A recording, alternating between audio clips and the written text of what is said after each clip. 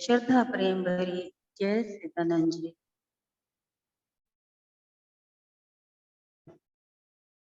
दंडोत वंदना मेरी अनेक बार, सर्व कला समृत डोलन तेरा को प्रभु, नानक दे कर हाथ।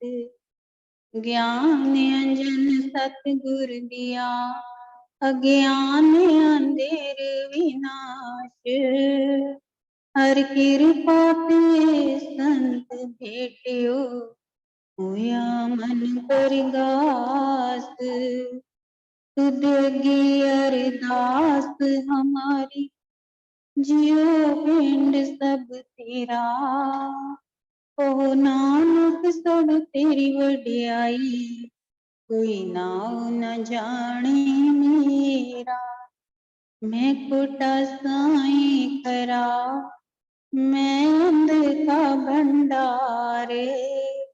मैं अपराधी आत्मा, साईं शरण संभाल। मैं अपराधी आत्मा, सतगुरु बख्शनहार। तो भाग्यशाली गुरुमुख सज्जन मंडली अपनी समस्त चित्त वृत्तियों को एकाग्र करते हुए अपना ध्यान श्री श्री 108 श्री परमहंसों की ओर लगाते हुए श्रद्धा प्रेम सहित मीठे स्वर में बोलिए जयकारा। बोल मेरे श्री गुरु महाराज की जय।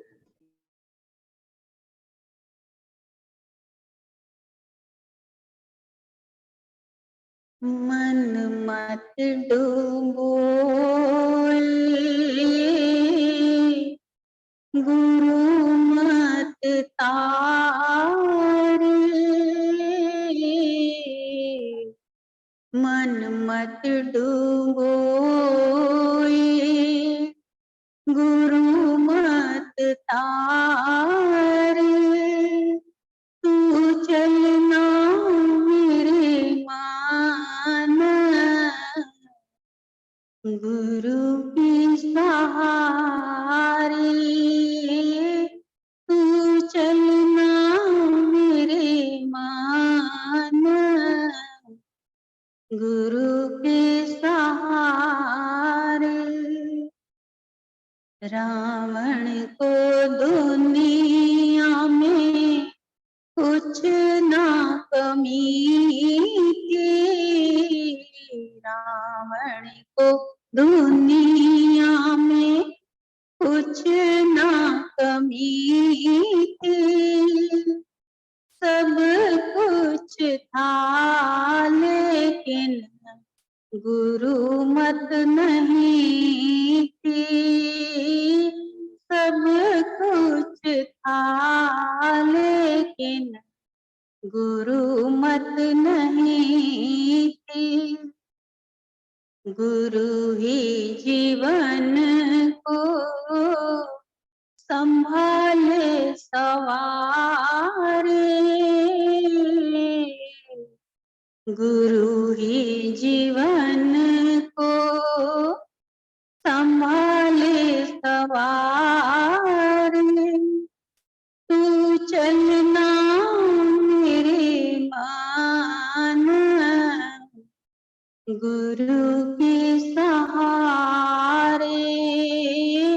तू चलना मेरे मान, गुरु के सहारे।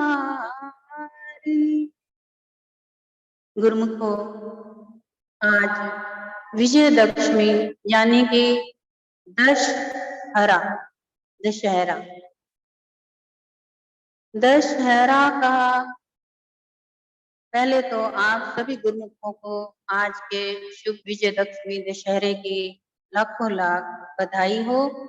और आज हम दशहरे के दिन का जो सत्संग है इसको ध्यान पूर्वक सुने, समझें और अपने जीवन में उतारें, जिससे कि हम भी आज के दशहरे से कुछ सीख हासिल कर सके।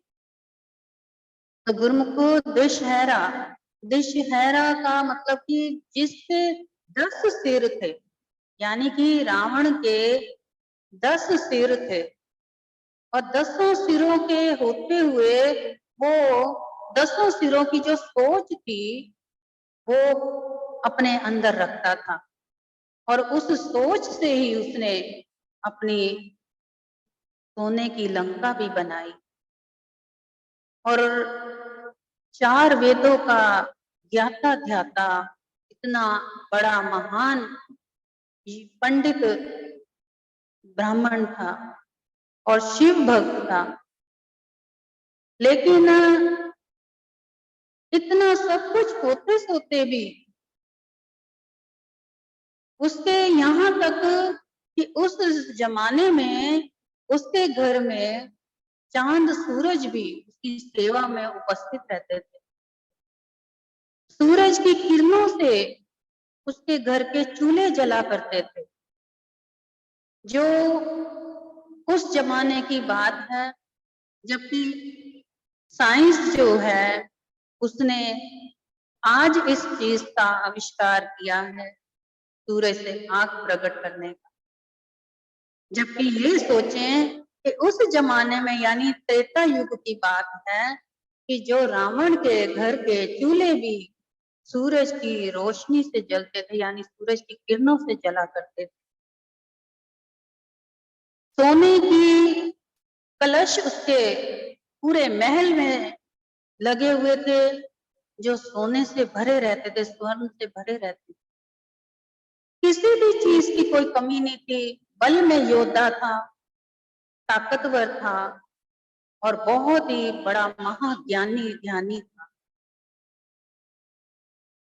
यहाँ तक कि इतना उसके अंदर ज्ञान था, इतना ध्यान था, इतना भक्ति भाव वाला भी था कि काल तक को उसने अपने शिकंजे में जकड़ के रखा हुआ था।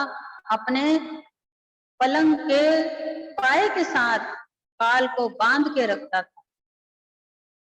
इतनी उसके अंदर शक्ति थी।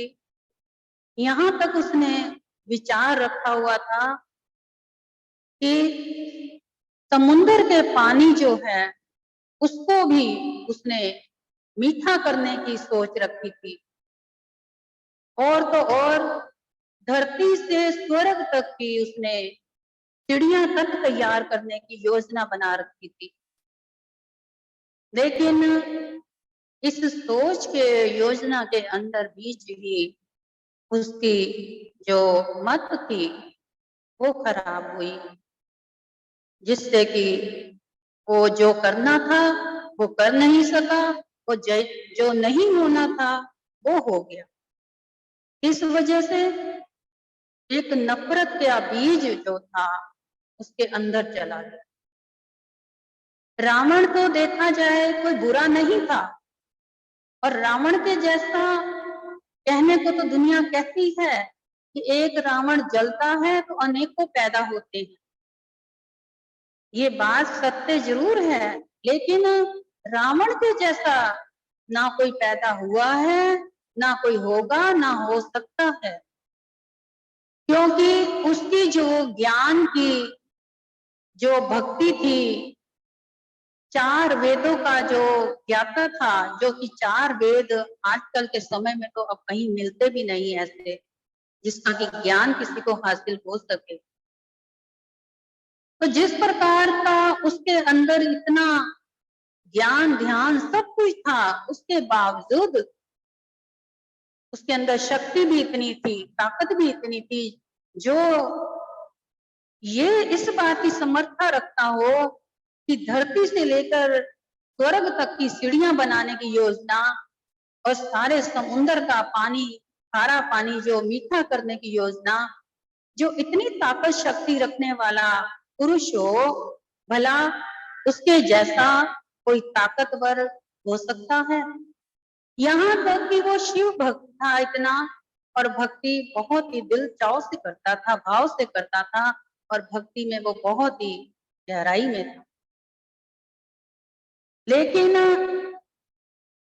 एक जो ये युद्ध हुआ, किस कारण हुआ, कैसे हुआ, आपने रामायण तो बहुत देखी होगी, लेकिन कुछ बातें ऐसी भी हैं जो देखने सुनने में नहीं है, बहुत ही जो बहुत महान ग्रंथ होते हैं महापुरुषों के, उसमें जो सत्य लिखा होता है, उसी के आधार पर सारी रामायण का खुलासा भी हुआ है।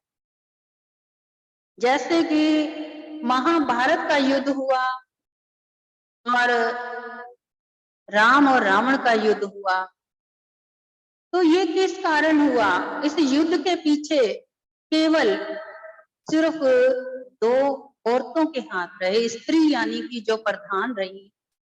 कहते हैं ना कि स्त्री जो है, चाहे तो घर को स्वर्ग बना दे, चाहे तो घर को नर्क बना दे।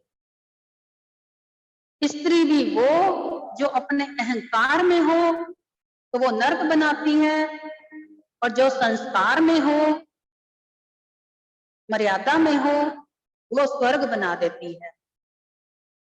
अब क्या हुआ कि महाभारत में जो द्रौपदी थी, उसने इस बात की ठानी थी कि मैं अपने केश जो है तब तक खुले रखूंगी जब तक के जो कौरव हैं उनका वध ना हो जाए, यानी दुर्योधन का वध ना हो जाए। अब एक दुर्योधन के कारण सारी की सारी कुल का सर्वनाश हो गया। ऐसे ही इस रामायण के अंदर भी देखा जाए तो एक स्त्री ही थी। स्त्री की शुरुआत कैसे हुई? उस जमाने में स्वयंवर रचाया जाता था, जो कि स्वयंवर के हिसाब से स्त्री को अपने स्वयंवर की पूरी इजाजत होती थी कि वो अपनी मनपसंद का कोई भी स्वयंवर पसंद करके उसके गले में वरमाला डाल के उसका अपना जीवन साथी बना सकती। उस समय जो रावण की बहन थी शूर्पणखा, उसने लक्ष्मण को पसंद किया, जबकि लक्ष्मण और राम दोनों ही बहुत ही खूबसूरत थे और योद्धा पुरुष थे, मर्यादा पुरुषोत्तम थे। लेकिन लक्ष्मण ने उसको ठुकरा दिया और कहा कि राम भैया जो हैं, श्री राम जाके उनसे कहो कि वो तुमसे विवाह करें, मैं नहीं कर सकता क्योंकि मैं शादीशुदा हूं पहले से ही, मुझे नहीं करनी है। उसने जब राम के पास भेजा तो राम ने फिर से लक्ष्मण के पास भेज दिया और लक्ष्मण ने उसकी गुस्से में आकर के नाक काट दी। अब जिस स्त्री की नाक कट जाए तो नाक ही तो सबसे मेन बात होती है, यानी कि रावण की जो बहन थी शूर्पणखा, उसकी नाक जब कट गई तो भला कौन भाई होगा जो अपनी बहन की नाक कटी हुई देख करके, जो कि इतना बड़ा राजा महाराजा योद्धा विद्वान पंडित, जो इतना ज्ञानी ध्यानी होकर के अपनी बहन की ये जो बेइज्जती थी कैसे बर्दाश्त करता। तो उसने भी सोचा कि मैं इसका बदला लेकर ही रहूंगा। तो उसने ठान ली जब बदला लेने की, तो जब सीता माता को उसने हरण किया तो सीता माता भी उसने उस नियत से नहीं किया, कोई गलत नियत रख के नहीं किया। उसने जब सीता माता को उठाया था तो इस भाव से उठाया था कि ये मेरी धर्म की बहन है। उसने केवल राम से युद्ध करना था, अपनी बहन के नाक काटने का बदला लेना था कि इन्होंने मेरी बहन की नाक काटी है, इन्होंने मेरी बहन की इज्जत खराब कर दी है, तो इसका मैं बदला लेकर छोड़ूंगा। और जबकि सीता तो अपने आप में एक बहुत पावन पवित्र देवी थी, जो धरती माँ का दर्जा दिया जाता है, जिसे जो धरती से ही निकली थी, उसको तो भला कोई छूने की सोच भी नहीं सकता। जो भी छूता अगर उस नियत से, वो तो वहीं भस्म हो जाता।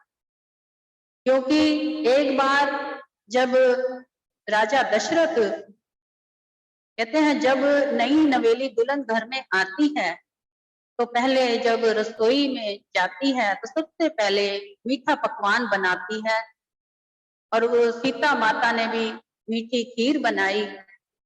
और जब दशरथ ने वो खीर खाई, खाने लगे, तो बीच में कहीं हवा से झोंके से एक तिनका आकर के गिर गया। तो ये सब कौतक जो था सीता माता देख रही थी। उन्होंने जैसे ही देखा वो सोच में पड़ गई कि इस तिनके को मैं कैसे निकाल पाऊंगी, क्योंकि खीर में हाथ नहीं डाल सकती। तो उसने इस नजर से सीता माता ने उस तिनके को निहारा कि तिनका वहीं का वहीं भस्म हो गया। तो ये सारा कौतक जो था राजा दशरथ जो थे वो सब देख रहे थे। और उन्होंने बाद में जब सीता माता को बोला कि आज मैंने वो चमत्कार देखा है जो हर किसी स्त्री में नहीं हो सकता। उसने कहा, राजा दशरथ ने सीता माता को कि बेटी तुम इतनी शक्ति वाली हो, इतनी शक्तिशाली हो कि तुम्हारी नजरें अगर किसी दुश्मन को देखें तो दुश्मन वहीं भस्म हो जाएगा। इसलिए कभी भी किसी दुश्मन को इस नजर से नहीं देखना। जिस कारण सीता माता जो थी रावण के पास जो रही, और रावण ने भी अपने महलों में नहीं रखी, अशोक वाटिका में रखी। और अशोक वाटिका जहां उसका कोई भी गलत इस्तेमाल नहीं होता, पहरेदारों की जिम्मेदारी में रखी गई। और सीता माता जब भी उसके पास रावण आता था तो वो घास का एक तिनका लेकर के सामने ऐसे पेश किया करती थी। तो यानी कि वो सारा क्रोध अपना घास को देखकर शांत कर लेती थी, अपनी मर्यादा में रहती थी, क्योंकि उसको अपने ससुर दशरथ की वो बातें याद आती थी कि मेरे दशरथ पिताजी ने ये फरमा रखा है कि किसी भी दुश्मन को इस नजर से नहीं देखना, इसलिए वो तिनके का सहारा लेती थी। लेकिन रावण भी उस नजर से या उस दृष्टि से उसको नहीं छूने की उसने कभी कोशिश करी है, क्योंकि उसके अंदर ज्ञान था, समझ थी। लोगों ने तो ना जाने क्या क्या मन धड़ंग कुछ भी अपने से कहानियां उल्टी सीधी रावण के प्रति बनाई होंगी। असल जो हकीकत है उससे वंचित है हर कोई। रियल की जो मेन बात होती है ग्रंथों की, कुछ बातें अपने से ही बिगाड़ देते हैं, ग्रंथ की लिखी हुई बातों को झुटला करके अपनी मनगढ़ंत कहानियां उसमें शामिल कर देते हैं। और हकीकत में आज भी रावण की श्रीलंका में पूजा होती है, ना कि उसका दहन होता है। और जबकि सिर्फ अगर उस वक्त रावण को गुरु की मत होती तो वो शायद ये युद्ध नहीं करता। वो किसी ना किसी समझौते से, बात से, प्यार से इस क्रोध को टाल देता और इस युद्ध का बदला किसी और तरीके से ज्ञान द्वारा कर सकता था। लेकिन उसका ज्ञान उसके काम तब आता जब उसके साथ गुरु का कोई संयोग जुड़ा होता। जबकि श्री राम भगवान और रावण बराबर के ही ताकतवर थे। और रावण की मौत जो थी, उसका काल जो था उसकी नाभि में था। इसी कारण श्री राम भगवान ने कितने ही तीर छोड़े, तब भी उसकी मौत ना हो सकी। लेकिन कहते हैं ना कि घर का बेदी लंका ढाए, तभी से ये कहावत चलती आ रही है कि जब भीषण ने सारी बात श्री राम भगवान को बताई और उसका भेद दिया कि वो काल को अपने साथ बांध के रखता है, तो इसलिए उसकी मृत्यु जो है उसकी नाभि में है। गुरुमुखो, नाभि में बहुत कुछ होता है। हम जो जाप करते हैं, जाप का भी असर प्रभाव नाभि से होता है, और हमारी सुर्त भी नाभि से जागृत होती है, और हमारे अंदर ज्योति भी प्रकट नाभि से ही शुरुआत होती है। नाभि का बहुत बड़ा महत्व दिया गया है। और रावण ने भी अपने जो काल था उसको बांध रखा था अपनी नाभि के साथ।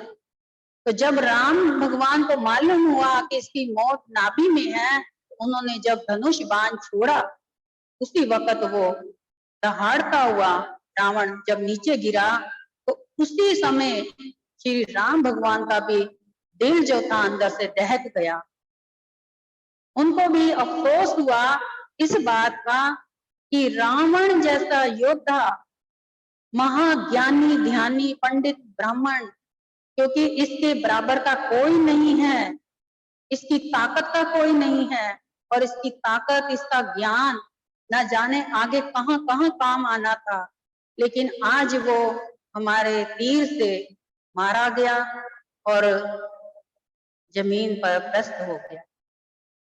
तब श्री राम भगवान को लक्ष्मण से फरमाया, लक्ष्मण को कि जाओ लक्ष्मण, इस वक्त अपने रावण के पास जाओ और अंतिम समय का जो भी उसके अंदर ज्ञान है, शिक्षा है, उसको ग्रहण करो।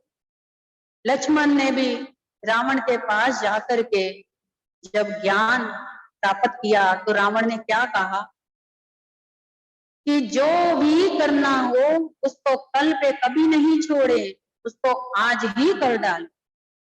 जो अच्छे विचार आए, अच्छी बात आए, उसको आज पे छोड़े, आज ही कर डाले, और जो बुरे विचार आए उसको कल पे छोड़े।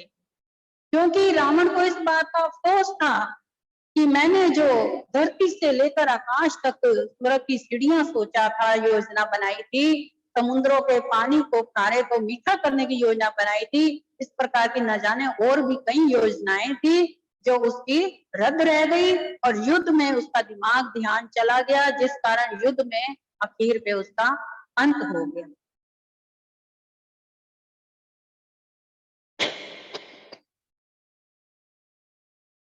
इसीलिए कहते हैं कि ज्ञान बिना गुरु के ज्ञान भी नाशवान है। ज्ञान का कोई मोल नहीं जब तक के गुरु का संयोग नहीं, और कोई ज्ञानी ध्यानी मिले तो उसकी शिक्षा ग्रहण करते। और आज हम भी इस दशहरे से शिक्षा ग्रहण करें। अब आज आपने ये देखा कि उसी रावण जिसकी इतनी बड़ी लंका थी, इतना परिवार था, यानी कि 1.25 लाख पुत्र और 1.25 लाख नाती, उस रावण के घर में दिया ना बाती। आज उस रावण के घर में इतने संख्या के सारे परिवारों के बाद एक दिया बाती जलाने वाला भी कोई नहीं बचा।